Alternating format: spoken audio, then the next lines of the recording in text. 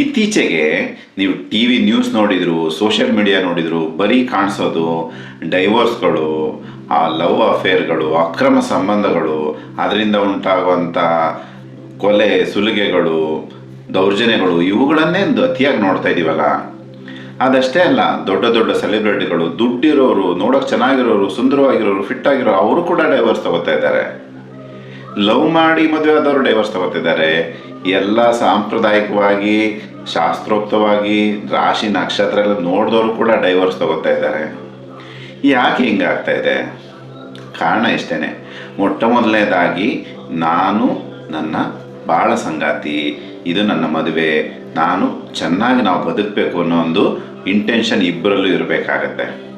ಆ ಇಂಟೆನ್ಷನ್ ಇಬ್ಬರಲ್ಲೂ ಬಲವಾಗಿದ್ದರೆ ಯಾವ ಜಾತಿ, ಧರ್ಮ, ಹಣ ಇತ್ಯಾದಿ ಯಾವ ಭೇದ ಭಾವ ಕೂಡ, ಯಾವುದೇ ವಿಚಾರಗಳು ಕೂಡ ಅಡಿಯಾಗಲ್ಲ.